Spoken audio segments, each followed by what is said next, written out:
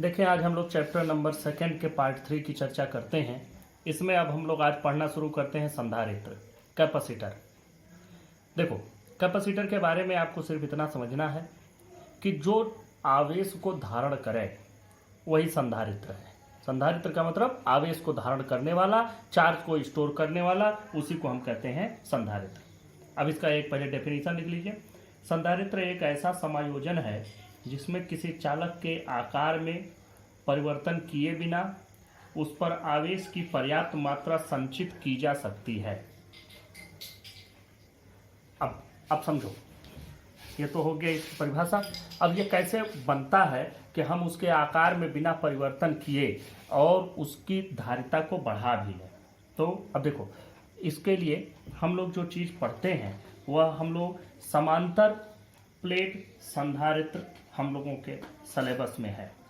तो समांतर प्लेट संधारित्र कैसे होता है, क्या उसका सिस्टम है, वह समझो। समांतर प्लेट संधारित्र में जैसे एक हमने प्लेट ले लिया, इस प्लेट पर मान लीजिए कि हमने Q आवेश दिया। जब Q आवेश दिए तो Q आवेश इस पर चारों ओर पूरी तरह से फैल गया। इसका कुछ पोटेंशियल हो गया V। अब एक बात समझो कि यह अपने कैपेसिटी के बराबर चार्ज को अपने पास रखेगा, जितनी इसकी क्षमता होगी उतना रखेगा। अगर हम उससे ज़्यादा देते हैं तब क्या होता है, जैसे मान लीजिए कि हम इसकी कैपेसिटी से ज़्यादा दे दिए, बहुत ज़्यादा, तो जैसे इसकी कैपेसिटी से ज़्यादा होगा तो इसके अगल बगल में क्या है, अगल बगल में मान लीजिए वायुमंडल है, हवा है। हवा है तो ये हवा के मालिक्यूल यहाँ होंगे, ये और हवा के मालिक्यूल में आपको पता है पॉजिटिव और नेगेटिव दोनों तरह के पार्टिकल होते हैं। तो यह क्या करेगा, उन पॉजिटिव नेगेटिव पार्टिकल जो कि न्यूट्रल फॉर्म में यहाँ पर हैं उनको आयोनाइज कर देगा। जब आयनित कर देगा तो उसका प्लस अलग और माइनस अलग। अब देखो, प्लस अलग माइनस अलग, तो यहाँ से जो माइनस वाला बचेगा, यह माइनस वाला जो एक हमने अतिरिक्त आवेश इस पर दिया उसके साथ यह न्यूट्रलाइज हो गया और एक धनावेश यहाँ बच गया। अब हमने दूसरा इसको दिया, दूसरा धनावेश हमने दिया, अतिरिक्त धनावेश, इसकी कैपेसिटी से ज़्यादा वाला धनावेश एक और दिया, तो इसने अपने बगल वाले दूसरे मॉलिक्यूल को भी आयोनाइज किया और उसके नेगेटिव के साथ न्यूट्रलाइज हो गया, प्लस एक बच गया। तो यह बिल्कुल उसी तरह से है जैसे कि एक बाल्टी में 5 लीटर की बाल्टी है, उसमें हम टोटी से पानी भर रहे हैं और जैसे ही 5 लीटर पूरा हुआ वैसे ही पानी वहाँ से निकल के बाहर गिरना शुरू हो जाता है।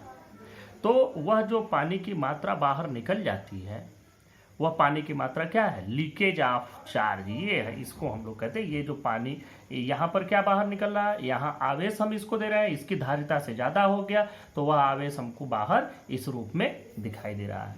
इसको हम लोग आवेश क्षय या लीकेज ऑफ चार्ज के नाम से जानते हैं। तो यह इसमें हो गया। अब देखो, यह तो हो गई इसकी एक सामान्य बात कि ये ऐसा होता है जब इसकी धारिता से ज़्यादा देते हैं। हम इसकी धारिता से ज़्यादा नहीं दे रहे हैं, चूँकि ये भी समझाना आपको जरूरी था, इसलिए कि ये भी अभी आएगा। तो अब यह अपने कैपेसिटी के बराबर का आवेश अपने पास रख लिया। अब उससे ज़्यादा इसकी धारिता है ही नहीं, अब इसकी क्षमता खत्म हो गई। तो इसकी क्षमता को बढ़ाने के लिए इसके बगल में एक दूसरा प्लेट हम ले आते हैं। इस प्लेट को हम कैसे ले आते हैं, इस प्लेट पर कोई चार्ज नहीं है, मतलब कि इसमें पॉजिटिव और नेगेटिव दोनों प्रकार के पार्टिकल हैं। तो जैसे ही इस धनावेश के बगल में आप इसको रखते हैं तो वैसे ही क्या होता है कि यह जो इसका जो ऋणात्मक हिस्सा है, ऋणात्मक पार्टिकल इसमें जो होंगे, इसके ऋणात्मक कण इधर की ओर हो जाएंगे और धनात्मक कण इधर की ओर खिसक जाएंगे। इस पर कोई चार्ज नहीं है, न्यूट्रल ही है, लेकिन ऋणात्मक इधर और धनात्मक इधर। तो यह ऋण की वजह से जो इस पर यह विभव उत्पन्न हुआ था, यह विभव कुछ कम हो जाएगा। यह विभव अगर कम हो गया तो अब हम इस पर थोड़ा सा चार्ज और दे सकेंगे वहाँ तक पहुँचाने के लिए। अब क्या करें, थोड़ा हमको अब इसके बगल में सिर्फ एक न्यूट्रल हम प्लेट ला करके रख दिए तो हमने देखा कि इसकी धारिता थोड़ी सी बढ़ गई। हम चाहते हैं इसकी धारिता को थोड़ा और बढ़ाना, तो हम क्या करें, हम इसको अर्थ से जोड़ दें, हम इसको धरती से कनेक्ट कर दिए, ग्राउंड हो गया। अब जैसे ही इसका ये अर्थ का सिंबल है, ये याद रखिएगा, ऐसा सिंबल कहीं भी आपको मिले तो यह मतलब होता है कि यह ग्राउंड से कनेक्टेड है। जब हम ग्राउंड से इसको जोड़ते हैं तो ग्राउंड में नेगेटिव चार्ज पार्टिकल इलेक्ट्रॉन यहाँ से निकलेंगे और आ करके इसको न्यूट्रलाइज कर देंगे। इधर का जितना भी धनावेश है वह समाप्त हो गया। वैसे कुछ लोग बताते हैं कि जैसे ही ग्राउंड से अर्थ किया, इसको कनेक्ट किया, वैसे ही सारा धनावेश इसमें चला गया। लेकिन धनावेश कहाँ होता है? नाभिक पर होता है। नाभिक चलता नहीं। नाभिक के चलने का मतलब कि तो पूरे प्लेट के मटेरियल ही चले जाएंगे, तो नाभिक नहीं जाता, बल्कि धरती में से इलेक्ट्रॉन आकर के, अर्थ में से इलेक्ट्रॉन आकर के इसको न्यूट्रलाइज कर देते। ये न्यूट्रल हो गया। अब देखो, न्यूट्रलाइज कर दिए तो क्या हो गया? यहाँ से धनावेश खत्म हो गया, तो जो इसका विभव कम हुआ था वो थोड़ा और कम हो गया, क्योंकि धनावेश की वजह से थोड़ा सा इसमें इसका प्रभाव पड़ रहा था धनावेश का।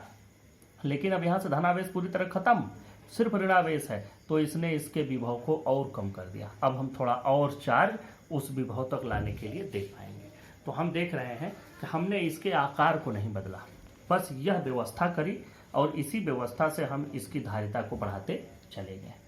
इसी को कहा जाता है समांतर पट संधारित्र या parallel plate capacitor. Parallel plate capacitor. अब देखो, जितने भी आपको कैपेसिटर मिलते हैं सभी पैरेलल प्लेट कैपेसिटर ही होते हैं। कैसे बनते हैं? अब या तो एक प्लेट ऐसे रखें, दूसरा प्लेट ऐसे रख दें, यह बन गया। या दूसरी व्यवस्था ऐसे बनाई जाती है कि एक प्लेट ऐसे और दूसरा प्लेट ऐसे रख दिया, इस तरह से। इसको सिलेंड्रिकल कहते हैं, बेलनाकार। तो बेलनाकार में एक बेलन का रूप ऐसा है और उसके अंदर दूसरा। अब ये देखो, ये वाला प्लेट इस वाले प्लेट के पैरेलल ही है, एक को धनावेश से एक को ऋणावेश से जोड़ देंगे, तो यह हो गया। एक गोलाकार आता है स्फेरिकल कैपेसिटर, उसमें क्या है, जैसे फुटबॉल समझो, फुटबॉल एक है और उसी के अंदर एक दूसरा छोटा सा गेंद रखा गया है उसके सेंटर पर ही। एक को धन से जोड़ दें, एक को ऋण से जोड़ दें। तो इस प्रकार से संधारित्र चाहे कोई भी हो, सबका एक ही सिद्धांत होता है, वही पैरेलल प्लेट वाला सिद्धांत होता है। अब जरा इस बात को और अच्छे से हम लोग देखें कि इसको हम लोग कैसे जोड़ते हैं। यहाँ पर कोई आवेश नहीं होता है संधारित्र में, ये हम लोग पहले भी देख चुके हैं। इसको हम लोग किसी से जोड़ते हैं, जिस चीज़ से जोड़ते हैं वह सोर्स होता है। सोर्स मतलब उस स्रोत से जिससे हमको इसको आवेश देना है, जहाँ से हम इसको आवेश देंगे, इस पर आवेश देते हैं और इस पर ऋणावेश अपने आप उत्पन्न हो जाता है। यह अर्थ से जुड़ा होता है, पृथ्वी से, और इनके बीच में जैसे ये धनावेश और ये ऋणावेश है, तो धन से ऋण की ओर हमेशा वैद्युत क्षेत्र होता है। तो इसमें जो ऊर्जा यह अपने पास संचित करता है, स्टोर करता है, वह ऊर्जा किस रूप में होती है? तो इन दोनों प्लेटों के बीच में वैद्युत क्षेत्र के रूप में इसमें ऊर्जा निहित होती है। यह भी एक प्रश्न है, ये ध्यान रखिएगा। कोई आपसे पूछे कि एक कैपेसिटर में जो इलेक्ट्रिकल एनर्जी, जो वैद्युत ऊर्जा उसमें स्टोर होकर रहती है, संचित रहती है, वह ऊर्जा किस रूप में रहती है? तो वह ऊर्जा दोनों प्लेटों के बीच में, दोनों पैरेलल प्लेटों के बीच में वैद्युत क्षेत्र के रूप में, इनके बीच में इलेक्ट्रिकल फील्ड के फॉर्म में यह एनर्जी स्टोर रहती है। अब यहाँ आप लोग लिख लें,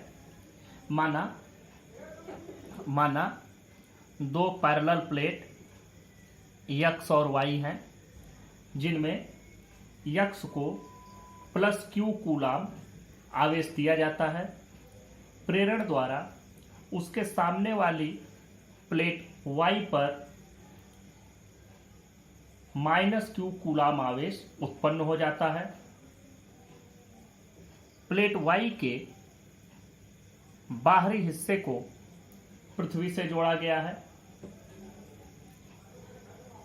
माना दोनों प्लेटों का आवेश पृष्ठ घनत्व सिग्मा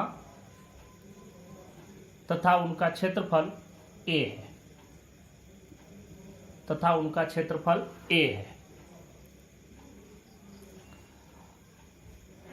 और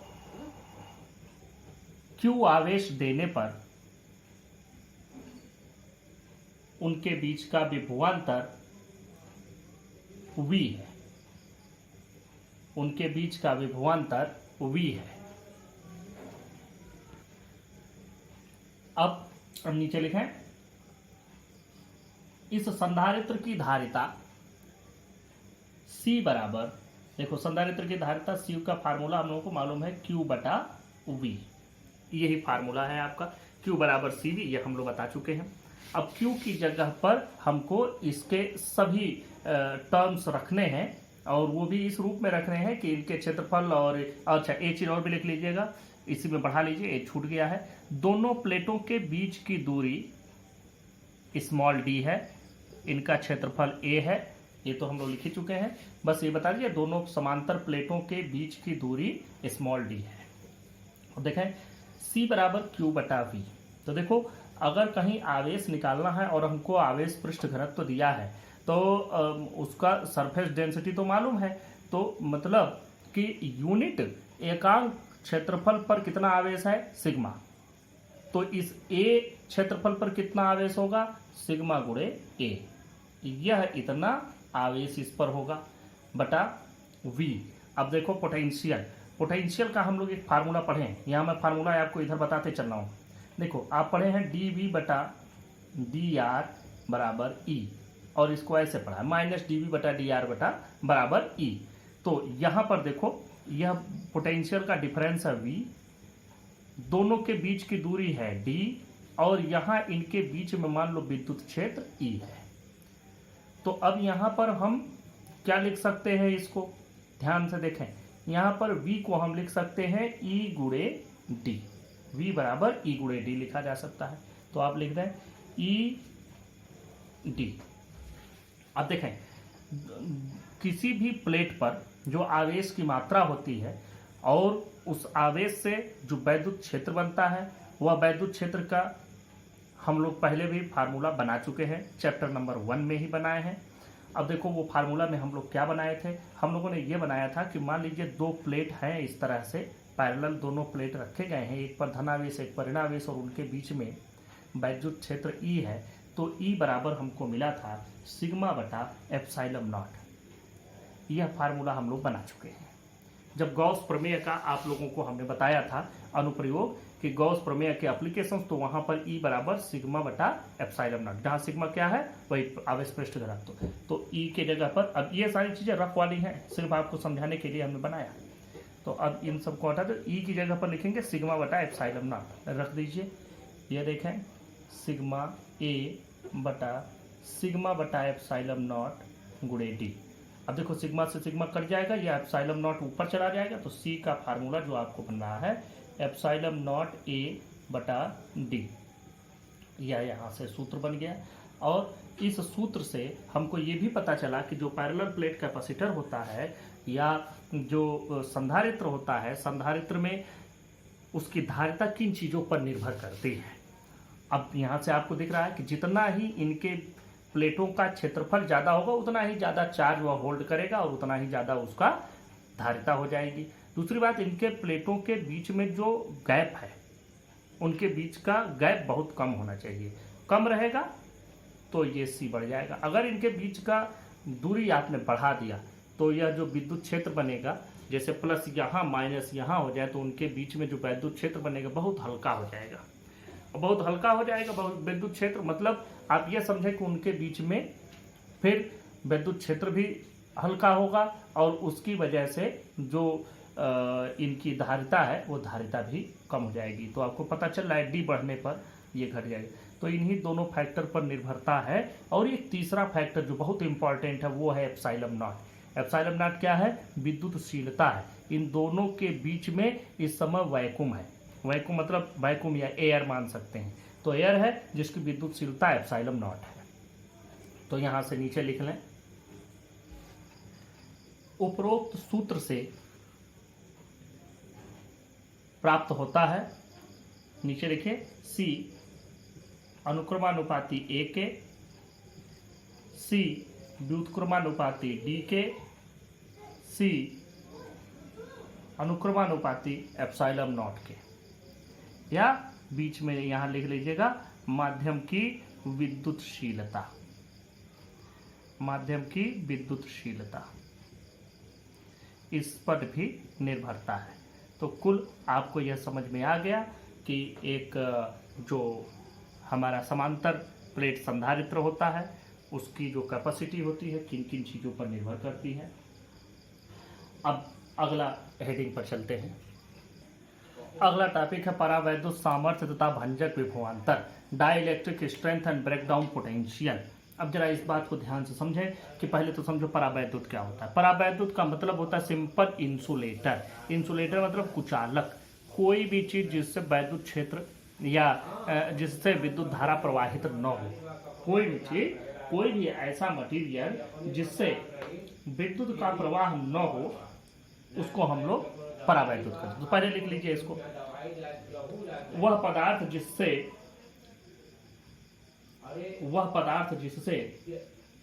विद्युत का प्रवाह न हो सके उसे परावैद्युत कहते हैं। अब जरा सा एक बात और भी ध्यान से समझें कि परावैद्युत तो आपको समझ में आ गया। अब कोई भी जो परावैद्युत होता है, परावैद्युत का भी एक सामर्थ्य है। सामर्थ्य का मतलब है कि उसका भी एक लिमिट है कि इतने ही लिमिट तक उसका इंसुलेशन या उसका परावैद्युत की जो गुण है कि वह कुचालक का कार्य करता है, उसकी कुचालकता कुछ ही दूर तक रहती है, कुछ ही मतलब उसका एक सामर्थ्य है कि बहुत ज़्यादा अगर आप इलेक्ट्रिक फील्ड लगा देंगे तो क्या होगा कि उसका जो अपना परावैद्युत का गुण है, मतलब कुचालक का कार्य है, वह बंद हो जाएगा, वह चालक बन जाएगा। तो इस प्रकार से हम ये भी कह सकते हैं कि किसी भी अगर कोई भी परावैद्युत है उसको अगर बहुत ज़्यादा, किसी भी परावैद्युत को बहुत ज़्यादा इलेक्ट्रिक फील्ड में रखेंगे तो फिर उसका जो कुचालकता है, जो उसका डाइलेक्ट्रिक प्रॉपर्टी है, वह खत्म हो जाएगा। तो वह अधिकतम वैद्युत क्षेत्र, तो आप लोग लिख लें, पैराग्राफ बदल के लिखें, पैराग्राफ बदल के लिखें, किसी परावैद्युत पदार्थ के लिए वह अधिकतम वैद्युत क्षेत्र जिसे पदार्थ बिना वैद्युत भंजन के सहन कर सकता है, उस पदार्थ की परावैद्युत सामर्थ्य कहलाती है। अब उसी के नीचे एक बात और भी समझें, ब्रेकडाउन पोटेंशियल क्या होता है। ब्रेकडाउन पोटेंशियल यह है कि जैसे मान लो कि यह हमारे पास दो प्लेटें रखी हैं, या पॉजिटिव या नेगेटिव, इन दोनों प्लेटों के बीच में यहाँ से यहाँ की ओर वैद्युत क्षेत्र होगा। अगर ये दोनों प्लेटों के बीच में कुछ न कुछ विभवांतर भी होगा। आपको तो फार्मूला भी मालूम है कि V/D बराबर E, यह फार्मूला भी आपको मालूम है, अभी हमने पिछले वाले टॉपिक में समझा। अब अगर हम इसके बीच में, दोनों प्लेटों के बीच में कोई परावैद्युत रख देते हैं तो वह अधिकतम पोटेंशियल, जितना ही V बढ़ाते जाओगे उतना ही वैद्युत क्षेत्र भी बढ़ता जाएगा। तो वह अधिकतम विभव जब तक कि इसका परावैद्युत गुण बना रहता है, उसका भंजन नहीं हो जाता, उसका ब्रेकडाउन नहीं हो जाता, तब तक हम उस पोटेंशियल को हम लोग कहते हैं भंजक विभव। लिख लो नीचे, किसी संधारित्र की प्लेटों के बीच वह अधिकतम विभवांतर जिस पर प्लेटों के बीच रखे परावैद्युत पदार्थ में वैद्युत भंजन होने लगता है, भंजक विभवांतर कहलाता है। तो ये दोनों बातें आपको समझ में आ गई। तो ये तीन चीजें मैंने आपको बताई। परावैद्युत क्या है, परावैद्युत सामर्थ्य क्या, परावैद्युत कोई कुचालक जिससे इलेक्ट्रिसिटी पास ना हो। दूसरा, परावैद्युत सामर्थ्य वह अधिकतम वैद्युत क्षेत्र जहां तक कि उसकी कुचालकता बनी रहती है, वह चालक नहीं जब तक बन जाता है, वह अधिकतम वैद्युत क्षेत्र जहां तक उसका अपना कुचालक का गुण बना रहता है, उस अधिकतम वैद्युत क्षेत्र को हम कहते हैं परावैद्युत सामर्थ्य। और जब भी वैद्युत क्षेत्र बनेगा तो कहीं ना कहीं पोटेंशियल डिफरेंस के बीच में ही बनेगा। तो यह समझो कि वह अधिकतम पोटेंशियल डिफरेंस, वह अधिकतम विभवांतर दो प्लेटों के बीच का, कि उनके बीच में रखा गया परावैद्युत पदार्थ, कोई कुचालक पदार्थ चालक न बन जाए, जब तक वह अधिकतम पोटेंशियल, उस अधिकतम पोटेंशियल पर जिस पर चालक बन जाता है उसके पहले तक, उसी को हम लोग क्या कहते हैं, भंजक विभवांतर। भंजक विभवांतर का मतलब इसका ब्रेकडाउन कर डाला, इसका भंजन कर डाला। भंजन का मतलब इसको खत्म कर डाला, इसके इस गुण को खत्म कर डाला, मटेरियल को नहीं खत्म किया, उसके परावैद्युत के गुण को खत्म कर दिया, उसकी कुचालकता को खत्म कर दिया। तो यह आपके समझ में आ गया होगा। अब हम लोग यह समझ लें कि इसका हमारे संधारित्र में क्या रोल है। संधारित्र में रोल समझो कि इसका क्या रोल है। इसमें होता क्या है, परावैद्युत का ध्रुवण होता है, ध्रुवण, इस बात को ध्यान से समझो, परावैद्युत का ध्रुवण होता है। ध्रुवण का मतलब होता है पोलराइजेशन। अब पोलराइजेशन क्या है, यह बात आपके समझ में आ जानी चाहिए। आजकल चुनाव में भी बहुत ज़्यादा होता है कि फला वोटों का, फला जाति के वोटों का ध्रुवीकरण हो गया,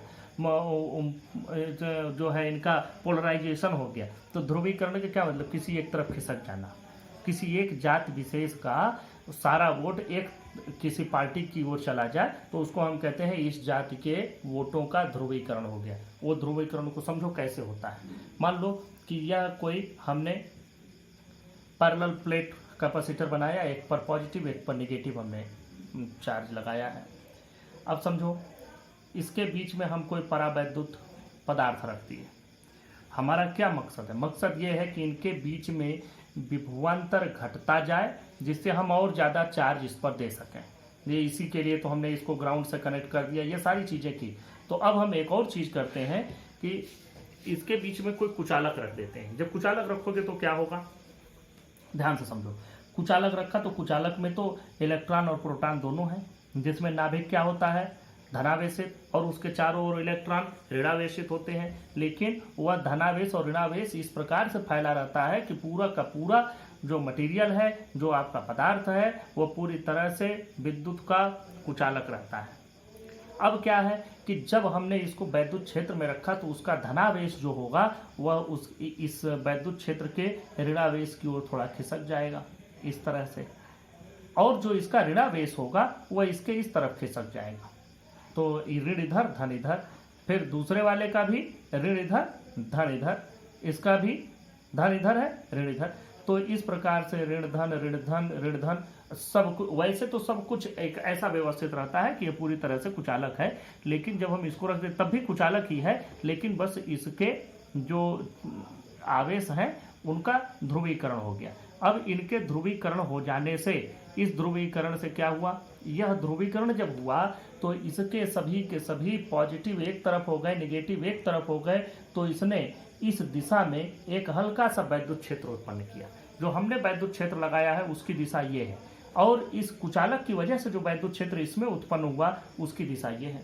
तो हमारा जो वैद्युत क्षेत्र उसको हम ई नॉट कह दें। ई नॉट इसलिए कह रहे हैं कि अभी कोई भी इसके बीच में, नाट का मतलब कुछ नहीं, इसके बीच में कुछ नहीं, मतलब निर्वात था, निर्वात था तो ई नॉट था। अब देखो यहाँ पर जो हम इसको रखे, इससे कुछ न कुछ अपोजिट डायरेक्शन में, इसके ठीक विपरीत दिशा में एक, इसको ई आई एन कहते हैं, इंड्यूस्ड हो रहा है।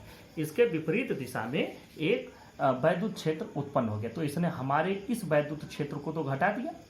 अब जो इनके बीच में नेट वैद्युत क्षेत्र बचा वो क्या बचा, ई बराबर ई नॉट माइनस ई इंड्यूस। ये कुचालक की वजह से विपरीत दिशा में बना हुआ वैद्युत क्षेत्र है, और यह हमारा ओरिजिनल था और ये अब हो गया।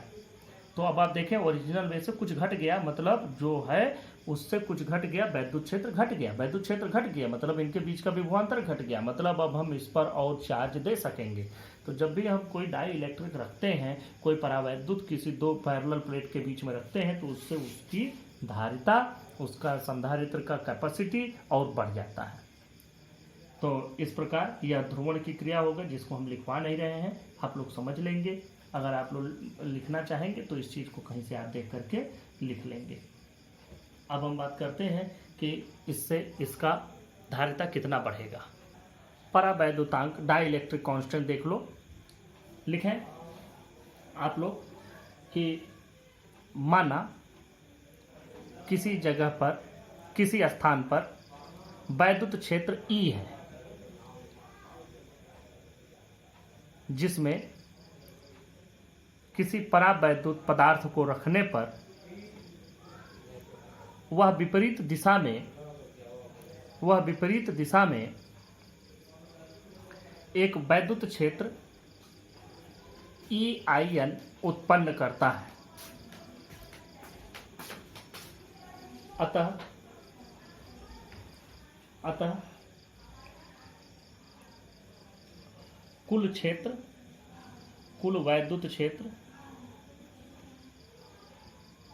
कुल वैद्युत क्षेत्र अब हम इसको ई डैश लिख देते हैं, ये नया वाला वैल्यू, या ई न्यू लिख दीजिए, ज़्यादा उचित रहेगा।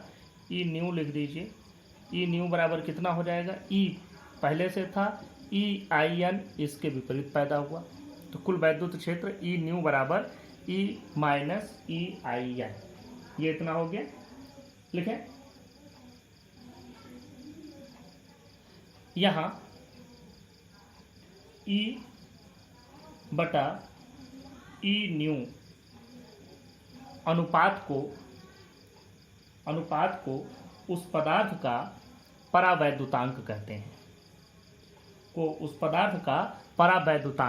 हैं, अतः ई बटा ई न्यू बराबर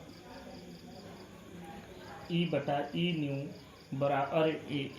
मिनट, ई बटा ई न्यू, हाँ ठीक है, ई बटा ई न्यू बराबर के, ई बटा ई न्यू बराबर के। कुछ लोग इसको ई नॉट से दिखाते हैं कि आप भी चाहें तो लिख लें, जहाँ पर आप ही लिखे हैं बस उसी को ई नॉट कर दीजिए, जिससे ये पता चलता रहेगा ये ओरिजिनल वाला है, या ओरिजिनल है या न्यू है। और न्यू कब हुआ, जब कोई उसमें परावैद्युत रख दिए। तो यह क्या बताता है, परावैद्युतांक से हमको मिलता क्या है, इस कांस्टेंट से हमको क्या मिलता है, इससे ये मिलता है, ये बताता है कि इसने जो हमारा ओरिजिनल इलेक्ट्रिक फील्ड था उसको कितने गुना कम कर दिया,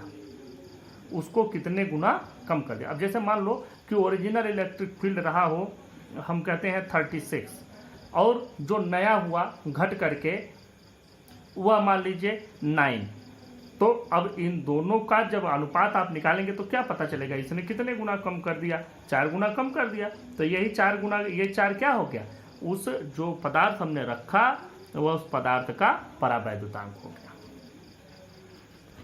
चले, संधारित्र की धारिता पर परावैद्युत का प्रभाव।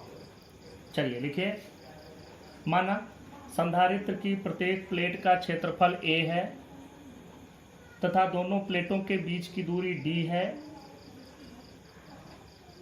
संधारित्र की प्लेटों पर आवेश धन q तथा ऋण q है, तब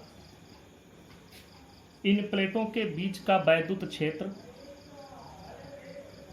ई नॉट बराबर सिग्मा बटा एप्सिलॉन नॉट।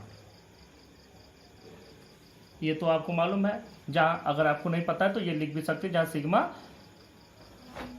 प्लेटों पर आवेश पृष्ठ घनत्व है, सिग्मा बटा एप्सिलॉन नॉट। जरा एक चीज देखो, क्यू को क्या लिखते हैं, या सिग्मा का आपको फार्मूला तो मालूम होगा कि इस पर आवेश क्यू है और इस पर एकांक क्षेत्रफल पर कितना आवेश होता है उसी को हम क्या कहते हैं, सिग्मा कहते हैं। तो सिग्मा की जगह हम क्यू बटा ए लिख सकते हैं, तो क्यू बटा एप्सिलॉन नॉट ए, यह वैल्यू हो गई। इतनी चीज आपको समझ में आ गई। अब लिखें, दोनों प्लेटों के बीच का विभवांतर, वी नॉट। अब देखो ये भी फार्मूला देख लो, आपको मैंने बताया डी वी बटा डी आर बराबर ई होता है, जिसको आप कहते हैं विभव प्रवणता, ये मालूम है। तो देखो v बटा डी बराबर ई, तो यहाँ पर क्या हो जाएगा, देखो हम पूरा फार्मूला लिखते हैं, वी नॉट बटा डी बराबर ई नॉट। यहाँ से आपको ये सूत्र मिल गया। तो वी नॉट बटा ई बराबर, ये सिर्फ आपके समझने के लिए है, ये हो गया। अब लिखा है यहाँ से वी नॉट की परिभाषा, वी नॉट की वैल्यू लिख दें। यहाँ से ये क्या निरूपित करता है कि वी नॉट बराबर ई नॉट गुणे डी। तो अब इनकी धारिता लिख दीजिए, ये ई नॉट की वैल्यू रख दीजिए क्यू बटा एप्सिलॉन नॉट ए और गुणे डी, यह इसका मान हो गया। अब आपको इस नीचे लिखे, संधारित्र की धारिता सी नॉट बराबर क्यू बटा वी नॉट। क्यू का मान रख दीजिए, क्यू का मान Q का मान आपको मालूम है, अभी हमने बताया कि सिग्मा बराबर होता है Q बटा A, प्रति एकांक क्षेत्रफल पर जो आवेश है उसी को हम लोग कहते हैं। तो अब ये वैल्यू हो गई, तो Q को हम क्या लिख सकते हैं, सिग्मा गुणे A, ये लिख सकते हैं Q की जगह पर Q का मान इतना रख सकते हैं, सिग्मा गुणे A। अब देखो V नॉट का मान रखो, ये क्या हो जाएगा, Q D बटा एप्सिलॉन नॉट A। अब देखें यहाँ जो जो चीज़ें हैं सबको हम ऊपर ले जाते हैं। आप चाहते तो ऐसे भी कर सकते थे, ये Q को Q ही रहने दें, जान दीजिए, इसको न बदलिए, Q को Q ही रहने दें। तो ये Q से ये Q कट गया, तो क्या बचा, एप्सिलॉन नॉट A बटा D। ये C नॉट का फार्मूला। C नॉट का मतलब कि जब इनके बीच में कुछ नहीं है, मतलब कोई माध्यम नहीं है, हवा है या निर्वात। तो अब हो गया। अब लिखिए, माना संधारित्र की प्लेटों के बीच पूरे स्थान में परावैद्युतांक ब्रैकेट में K का, परावैद्युतांक ब्रैकेट में K का पदार्थ रखा जाता है, जिससे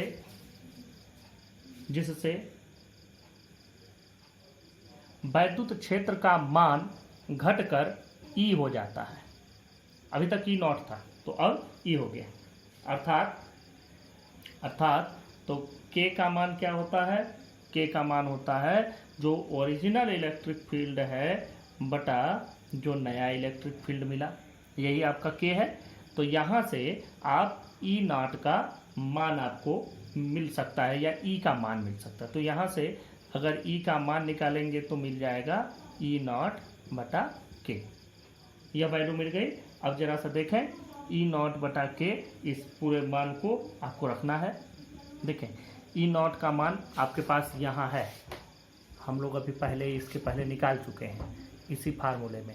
देखो यहाँ पर आपने E नॉट का मान निकाला है, E नॉट का मान मिला है Q बटा एप्सिलॉन नॉट A, तो रख दो Q बटा एप्सिलॉन नॉट A, और ये K भी आ गया इसी में, तो K भी नीचे हो जाएगा। तो यह हमारा हो गया E का मान, जो नया वाला E हमको मिला।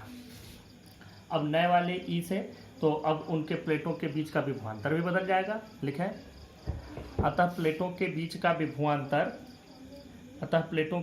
विभवांतर देखो, यहाँ V नॉट बराबर E नॉट गुणे D था, तो यहाँ V बराबर क्या हो जाएगा, E गुणे D।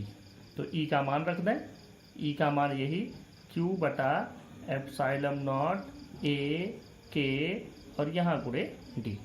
तो यह हो गया V का मान।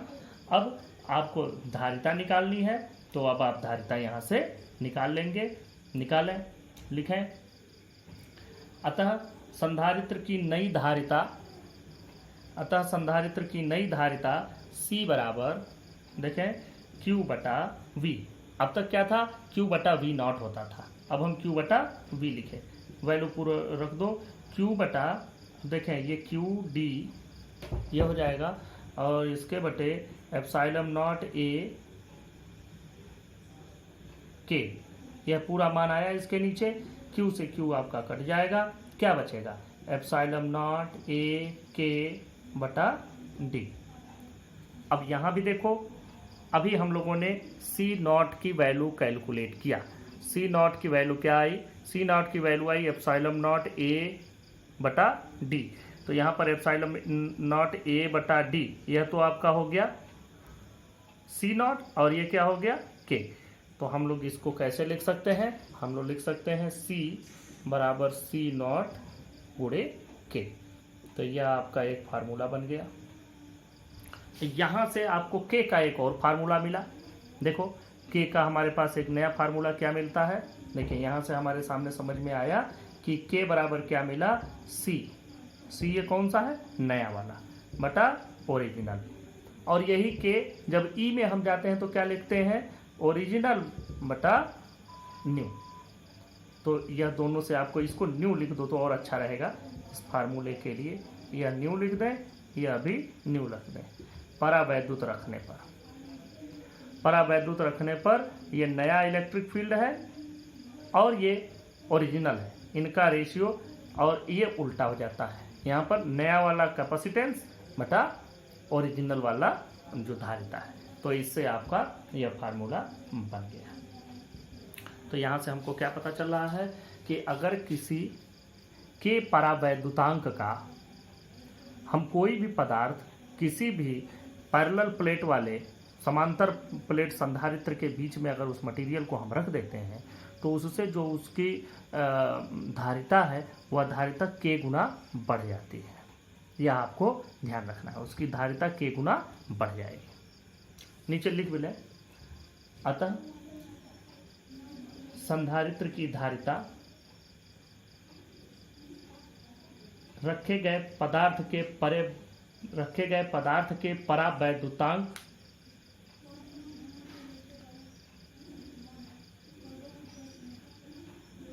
के परावैद्युतांक ब्रैकेट में k ब्रैकेट बंद गुना हो जाती है।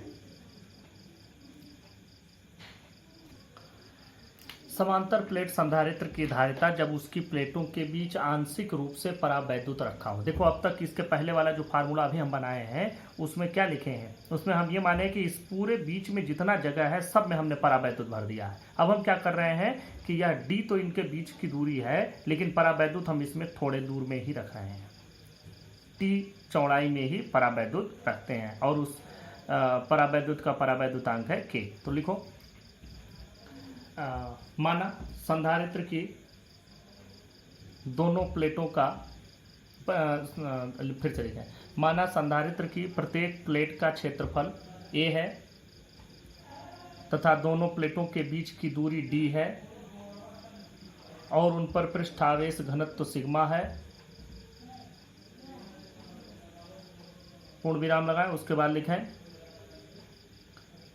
दोनों प्लेटों के बीच में टी चौड़ाई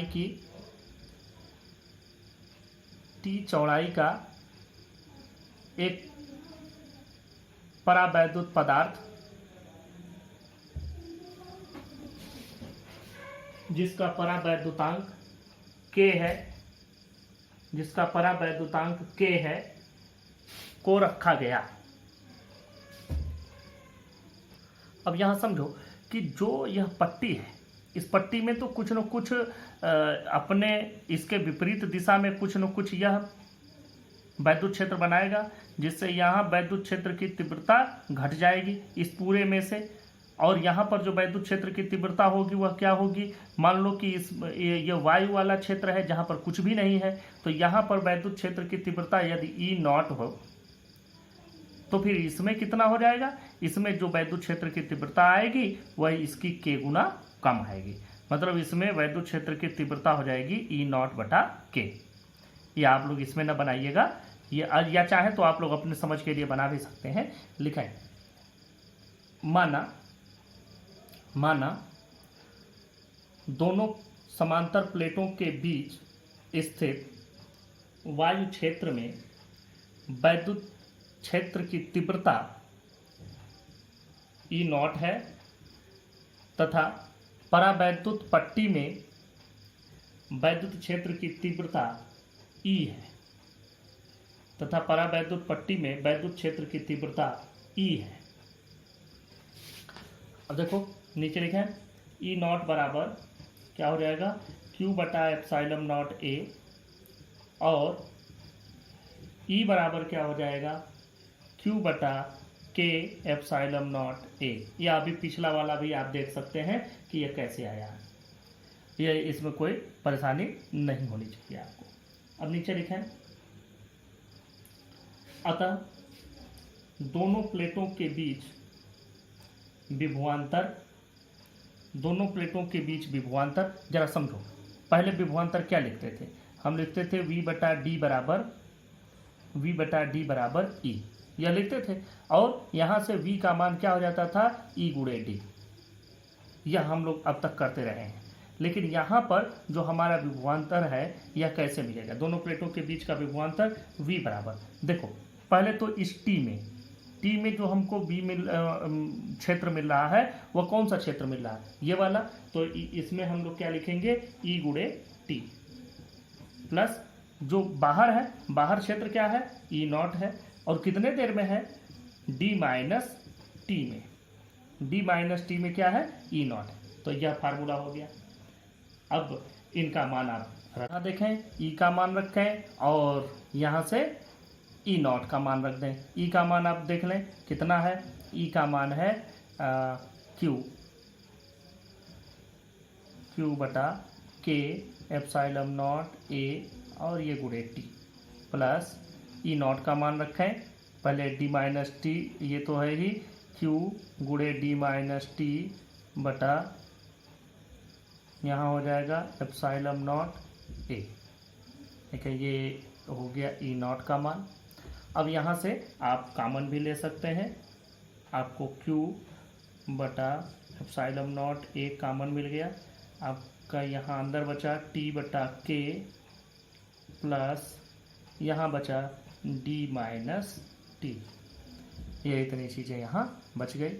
अब आप लिखें, अतः संधारित्र की धारिता C बराबर क्यू बटा वी, क्यू बटा वी का मान पूरा रख दें, क्यू बटा एप्सिलॉन नॉट ए टी बटा के प्लस डी माइनस टी।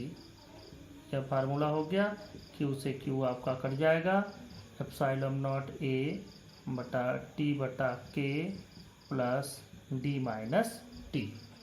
यह फार्मूला आपका बन गया।